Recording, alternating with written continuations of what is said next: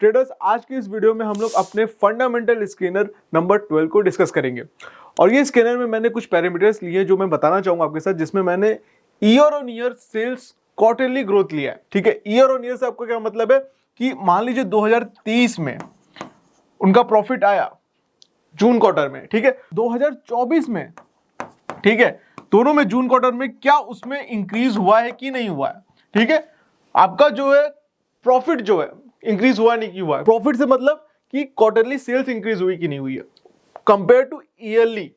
ठीक है, तो 2023 जून में जो आया मान लीजिए 100 करोड़ की सेल्स है, तो क्या 2024 में वो 110 करोड़ की हुई कि नहीं हुई। तो इसमें मैंने लिया है 10% इंक्रीमेंट। ठीक है, उसके बाद मैंने लिया है कि अगर सेल्स इंक्रीज हुई है तो प्रॉफिट भी इंक्रीज होना चाहिए। तो प्रॉफिट ग्रोथ मैंने लिया है 12% की। ठीक है, प्रॉफिट ग्रोथ है।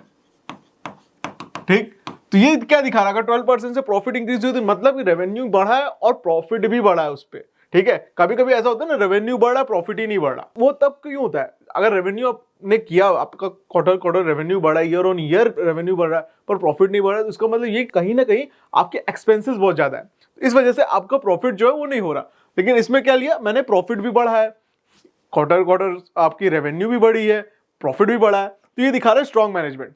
प्लस इसमें मैंने इंटरेस्ट कवरेज, ठीक है, इंटरेस्ट कवरेज रेशियो जो है आपका लिया है मैंने ग्रेटर देन 3, ठीक, is equal to greater than 3। ठीक, या तो 3 या तो 3 से ऊपर।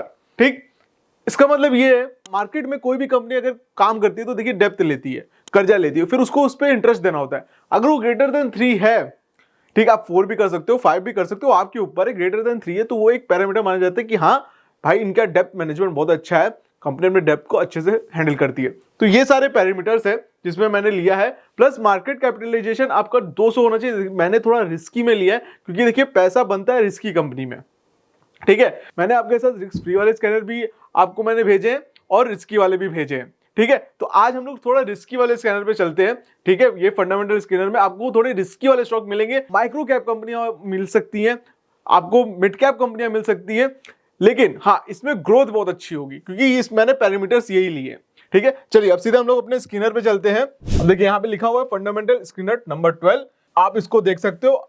मैं इसकी लिंक भी आपको कमेंट बॉक्स में कर दूंगा, इसको कमेंट बॉक्स में इसका मैं पेस्ट कर दूंगा, आप जाके यहाँ कमेंट बॉक्स से कॉपी करके अपने सिस्टम पे पेस्ट कर सकते हो, अपने स्कैनर वेबसाइट पे जाके पेस्ट करके आप रन कर सकते हो। तो इसमें देखिए मैंने क्या लिया है, year on year quarterly sales growth greater than 10, profit growth greater than 12, sales growth greater than 12, return on equity आपका ग्रेटर देन 15। का मतलब ये है कि जो शेयर होल्डर का फंड है उस पे भी शेयर होल्डर अच्छे से उसको मैनेज कर रहा हो, 15% का रिटर्न हो रहा है उनका, उस पे वो 15% का रिटर्न मिल रहा है, वो उतना अच्छे से मैनेज कर रहे हैं। Interest coverage greater than 3, market capitalisation greater than 200 से ऊपर ही होना चाहिए, नीचे नहीं होना चाहिए। EPS latest quarterly is equal to greater than 1.10, मतलब 10% से ईपीएस इंक्रीज होना चाहिए प्रीवियस क्वार्टर से, और ईपीएस प्रीवियस ईयर से, ठीक है, 1.25 मतलब 12% से इंक्रीज होना चाहिए। ठीक है, तो ये आपका वो है स्कैनर बन गया। अगर इसको मैं रन करता हूं तो देखिए काफी सारे स्टॉक्स आए हैं। ठीक है, बहुत सारे स्टॉक्स आए हैं। तो इसमें हम लोग, मेरा फेवरेट क्या है, एंड एफआईआईज होल्डिंग। ठीक है, एफआईआईज होल्डिंग भी इसमें इंक्रीज होनी चाहिए, तो जिससे काफी सारे स्टॉक्स छट जाते हैं, क्योंकि भाई बड़ा इन्वेस्टर भी पैसा लगाना चाहिए, उसको हम लोग 5% कर सकते हैं, 5% के साथ रन करते हैं तो देखिए काफी सारे स्टॉक कम हो गए। अभी और कर सकते हैं हम लोग, चाहे तो इसका मार्केट कैपिटलाइजेशन भी हम 500 करोड़ कर सकते हैं। ठीक है, और देखिए कम हो गए। ठीक, अगर हम लोग चाहें तो इसमें एफआईआईज होल्डिंग ग्रेटर देन 10 कर देते हैं, थोड़ा हम लोग, अब इसमें हमारे पास देखिए टोटल 60 स्टॉक्स निकल कर आए। ठीक है, अब हम लोग को अगर देखा जाए तो कैम सर्विस है, मदरसन वायरिंग है, प्रूडेंट क्रॉप है, टीबीको टेक है, एक्शन कंस्ट्रक्शन है, सीडीएसएल है, हिंद एरोनॉटिक्स है, एंजल वन है। ठीक है, ये सब हमारे साथ स्टॉक्स निकल कर आ रहे हैं। ठीक है, तो इसमें से हम लोग अगर देखा जाए कोई भी स्टॉक को सिलेक्ट कर सकते हैं। ठीक, और केफिन टेक्नोलॉजी, नेक्टो फार्मा, पर्सिस्टेंट सिस्टम, डिक्सन टेक्नोलॉजी, देखिए कितने बढ़िया सारे बड़े अच्छे नेम्स। ठीक है, मिड कैप के अच्छे स्टॉक्स। ठीक, तो आप इसमें से कोई भी सिलेक्ट कर सकते हैं। चलिए अगर हम लोग करना चाहें तो वरुण बेवरेजेस को करते हैं। ठीक है। एक वरुण बेवरेजेस बहुत अच्छा स्टॉक है, ठीक है। अब ये किसमें एसोसिएटेड है? with Pepsi since 1990s and is a key player in beverage industries and one of the largest franchisee of PepsiCo in the world, ठीक है। तो आप लोगों को पता ही है कि कितना ज्यादा पेप्सी बिकती है हमारे देश में, बेवरेजेस का कितना ज्यादा यूज है, ठीक है। तो अभी खाली पेप्सी नहीं, आप देखिए कुरकुरे हो गया, एक्वाफिनो, लिप्टन हो गया, डोरिटोस हो गया, ये सबका मैन्युफैक्चरर इनके ब्रांड्स है, ठीक है।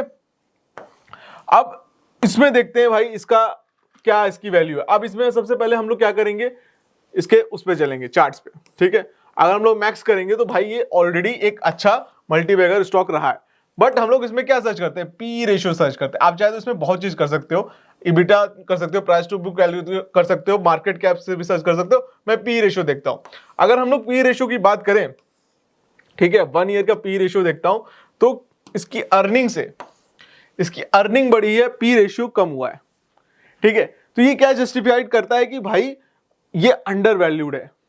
अभी वरुण बेवरेजेस कितने पे चल रहा है, ठीक है, करंट प्राइस का 609 चल रहा है, हाई प्राइस लगाया था आपका 683, ठीक है। तो एकदम करंट प्राइस के पास है, अर्निंग बढ़ रही है, पी नहीं बढ़ रहा, पी डिक्रीज हो रहा है। तो ये दिखा रहा है कि भाई मार्केट हो सकता है अंडर वैल्यूड हो, ठीक। अब इसमें क्या करना है, हम लोग इन्वेस्टर्स में जाएंगे। अगर आप इन्वेस्टर्स से देखेंगे, आपका प्रोमोटर्स ने थोड़ी सी होल्डिंग कम की है, पर आपकी डीआईएस ने होल्डिंग बढ़ाई है और एफआईआईज ने थोड़ी सी होल्डिंग कम की है, तो कोई दिक्कत नहीं, अच्छा स्टॉक है, इसको अपने पोर्टफोलियो में रख सकते हैं आप, ठीक है।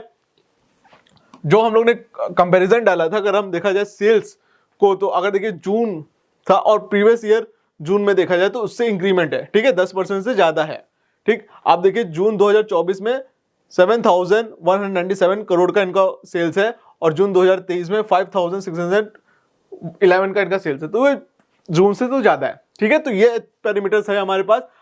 तो हमारे पास ऐसे स्टॉक्स निकल के आ रहे हैं। अब हम लोग क्या करेंगे, इसको ट्रेडिंग व्यू पे खोलेंगे, ठीक है। तो रिसेंटली स्टॉक स्प्लिट हुआ है और स्प्लिट होने के बाद 5:2 में हिसाब से स्प्लिट हुआ, मतलब जिसके पास 5 शेयर उसको 2 मिला है, ठीक है। तो स्प्लिट होने के बाद ये नीचे आया है, ठीक है, अच्छा, ठीक है, कोई दिक्कत नहीं है, एकदम हाई पे है।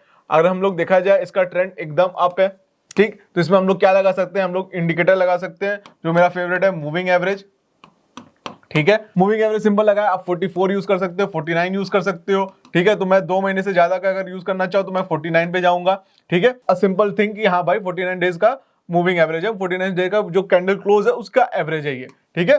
तो ये मैंने थोड़ा डार्क कर दिया। अब देखिए राइजिंग मूविंग एवरेज अभी नहीं है, ठीक है।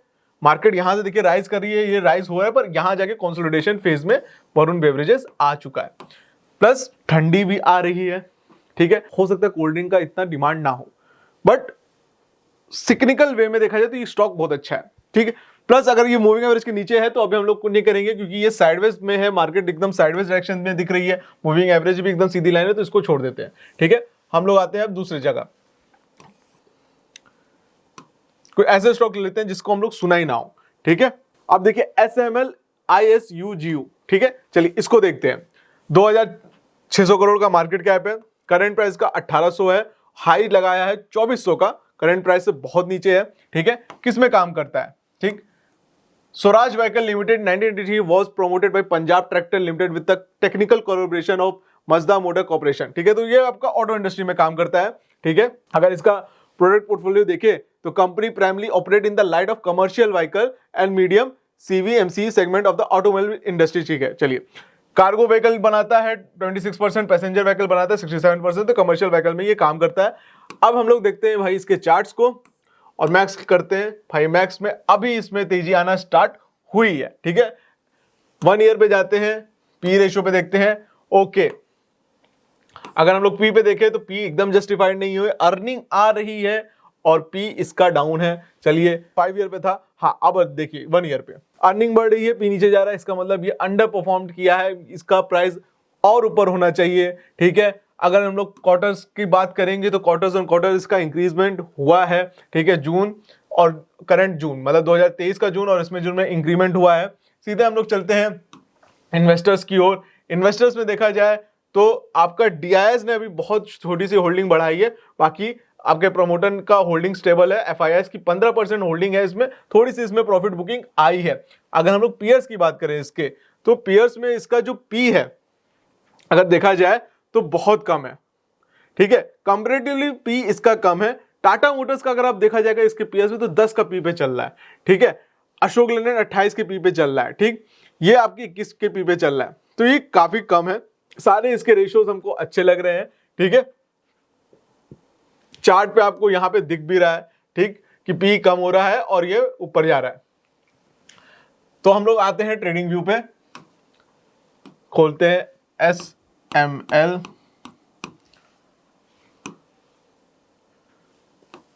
तो अब देखिए मार्केट क्या है, इसमें एक ऊपर गया था बट अभी नीचे जा रहा है, मूविंग एवरेज के नीचे है, तो हम लोग इसको अवॉइड करेंगे, ठीक है। भले ही स्टॉक बहुत अच्छा है बट मूविंग एवरेज के नीचे है तो हम लोग अवॉइड करेंगे, ऊपर आएगा तो हम लोग इसको देखेंगे, ठीक। चलिए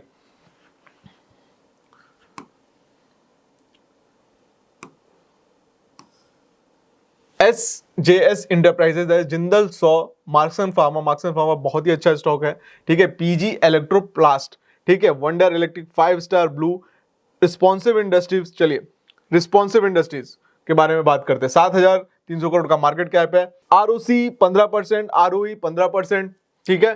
कंपनी ऑफर जो है आपका, तो अगर हम लोग कंपनी की बात करेंगे तो कंपनी आपका लीडिंग इंडिया बेस्ड मैन्युफैक्चरर है पोलीविसिल क्लोराइड PVC प्रोडक्ट का ये आपका मैन्युफैक्चरिंग करता है, ठीक है। अगर हम लोग इसके चार्ट्स की बात करें मैक्स की, तो ये ऑलरेडी अप ट्रेंड में है काफी ज्यादा, ये 150 से अभी रिसेंटली 350 गया था, डबल हुआ था। अगर हम लोग इसकी पी की बात करें तो पी अगर हम लोग 1 ईयर की निकालते हैं तो पी भी इसकी जस्टिफिकेशन अभी बता रही है कि अंडर वैल्यू की पी गिर रहा है, लेकिन EPS आपका बड़ा है, प्राइस इसका PE कम हुआ है, अर्निंग बढ़ रही है, तो ये दिखा रहा है कि भाई हाँ इन्वेस्टर्स को इसमें पैसा जरूर पार करना चाहिए, ठीक है। अगर देखा जाए FIS की होल्डिंग 35% है, इसमें DIS 3.5 होल्ड करता है और 58 आपका इसके प्रोमोटर्स होल्ड करते हैं, तो दिखा रहा है काफी अच्छा इसका है। प्रॉफिट एंड लॉस स्टेटमेंट की बात करें तो ईयर ऑन ईयर देखिए इंक्रीज हो रहा है। ऑपरेटिंग प्रॉफिट मार्जिन 22% का है, मार्च 2023 में 11 था, ये डबल हो चुका है यहाँ से।